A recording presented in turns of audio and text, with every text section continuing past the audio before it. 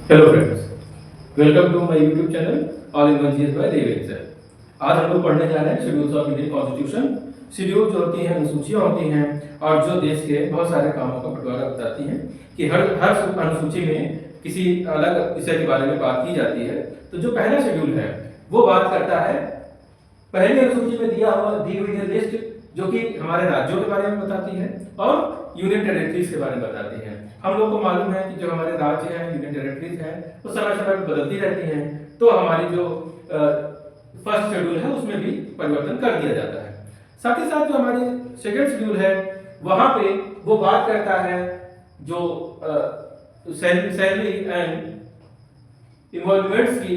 इसका मतलब वेतन और भत्ते हैं जो कि दिए जाते हैं प्रेसिडेंट को, वाइस प्रेसिडेंट को, कंप्ट्रोलर एंड ऑडिटर जनरल को दिया जाता है, स्पीकर को, गवर्नर को, डिप्टी स्पीकर को और हाई कोर्ट सुप्रीम कोर्ट के जज को। इन सभी को अलग अलग वेतनमान मिलते हैं, इनको भत्ते मिलते हैं, प्रिविलेज मिलते हैं। तो इनको जो है इस अनुसूची सेकंड अनुसूची में लिख दिया गया है। साथ ही साथ जो तीसरी अनुसूची है, थर्ड शेड्यूल है, वो बताती है ओथ एंड अफर्मेशंस के बारे में कि जब कोई सरकार बनती है तो सरकार के सभी मंत्री एक प्रकार की शपथ लेते हैं। ये शपथ ही ओथ है और ये एक प्रतिज्ञा करते हैं। ये जो प्रतिज्ञा है वो एक प्रकार की शर्तें होती हैं। जैसे मान लीजिए कि पद और गोपनीयता की शपथ ली, और अगर सरकार के किसी मंत्री ने पद और गोपनीयता की शपथ ली और उस किसी भी मामले में उसने उस गोपनीयता को भंग किया तो इसका मतलब उसके ऊपर कार्रवाई की जा सकती है।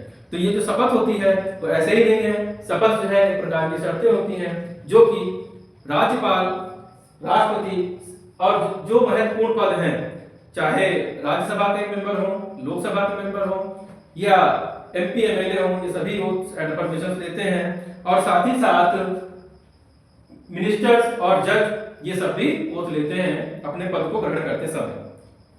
हमारी जो चौथी शेड्यूल है वो बात करती है कि किस राज्य को कितनी सीटें मिलेंगी। हमको मालूम है कि हमारे देश में कई प्रकार के राज्य हैं।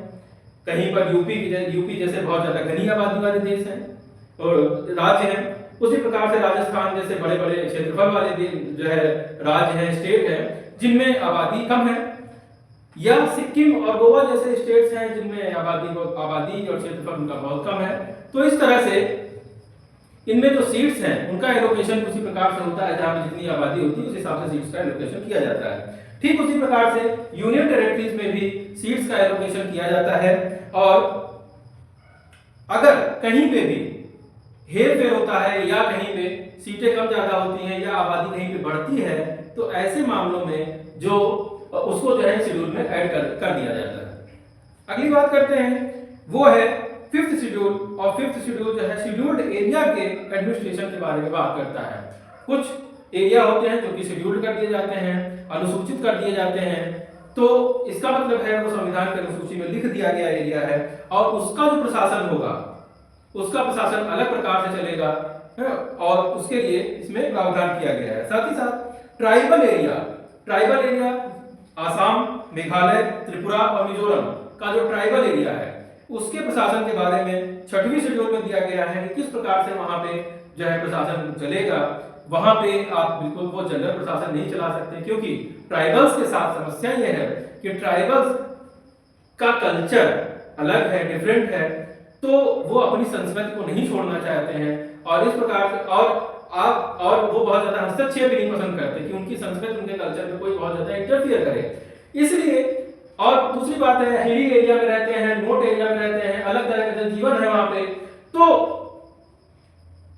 हमारा देश ये अलाउ करता है कि उनको वो जिस प्रकार का प्रशासन चाहते हैं, जिस प्रकार की संस्कृति में रहना चाहते हैं वो उसको अडॉप्ट कर सकते हैं। इसलिए ऐसे जगहों पे प्रशासन अलग तरह से किया जाता है।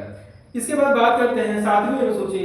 तो सातवीं अनुसूची है डिस्ट्रीब्यूशन ऑफ पावर की, जो कि केंद्र कौन से काम करेगी, कितने प्रकार के काम करेगी, राज्य कौन कौन से काम करेगा और दोनों मिलकर कौन से काम करेंगे, वो कॉन्करेंट लिस्ट में आता है।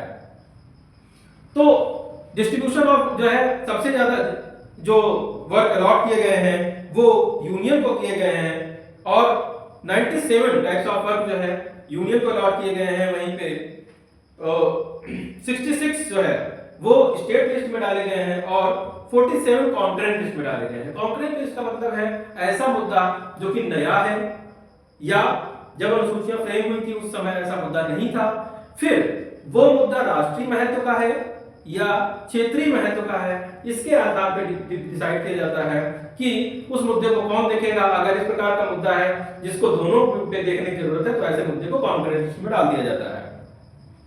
इसके बाद हमारी 8वीं अनुसूची जो है वो भाषाओं से जुड़ी हुई है और जब हमारा संविधान लागू हुआ था तो उस समय सिर्फ कॉन्स्टिट्यूशनल अमेंडमेंट्स के द्वारा जो है बाकी भाग जो है भाषाओं को सम्मिलित किया गया, जिसमें 21st जो है कॉन्स्टिट्यूशनल अमेंडमेंट में 1967 में हुआ जिसमें सिंधी भाषा को सम्मिलित किया गया और उसके बाद 1971 में 71 कॉन्स्टिट्यूशनल अमेंडमेंट हुआ 1992 में, जिसमें नेपाली, कोंकणी और मणिपुरी 3 भाषाओं को जोड़ा गया और साथ ही साथ 92nd कॉन्स्टिट्यूशनल अमेंडमेंट जो कि हुआ 2003 में, जिसमें मैथिली, बोडो, संथाली और डोगरी भाषा जोड़ी गई। तो इस प्रकार से जो हमारी भाषाएं थी वो कुल मिला के 22 हो गई। इसके बाद हमने बताया कि जो जब शुरुआत में हमारा संविधान बना था तो कुल मिलाकर सिर्फ 8 शेड्यूल थी।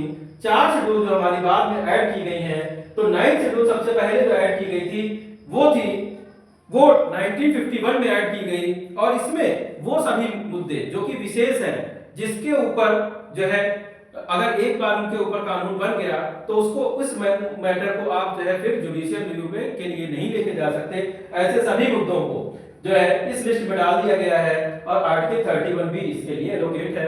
जैसे कि लैंड रिफॉर्म का जो मामला था वो भी इसी लिस्ट में डाल दिया गया और महत्वपूर्ण मुद्दे इसमें डाल दिए जाते हैं।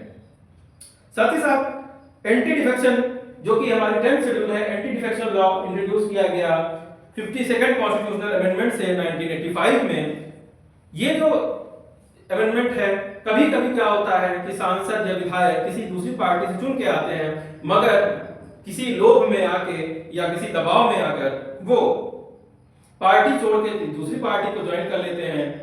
बिहार में एक आया राम गया राम हुआ करते थे जो इसके लिए बहुत ज्यादा फेमस थे।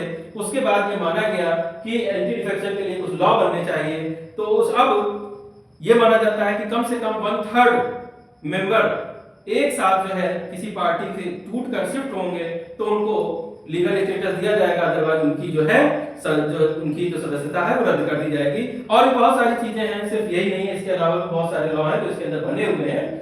इसके साथ साथ हमारी 11th शेड्यूल आती है जो कि हमारी local government, self local government से जुड़ी हुई है। और सेल्फ लोकल गवर्नमेंट का मतलब होता है कि क्षेत्रीय स्तर पे जो हमारे इलाके हैं उनका किस प्रकार से प्रबंधन किया जाएगा, उसको 2 भागों में बांटा गया। जो 11th शेड्यूल है उसमें ग्राम पंचायत आती है और ग्राम पंचायत के अंतर्गत 29 सब्जेक्ट्स दिए जाते हैं और इसको जो है 73rd कॉन्स्टिट्यूशनल अमेंडमेंट से 1992 में इसको इंट्रोड्यूस किया गया था।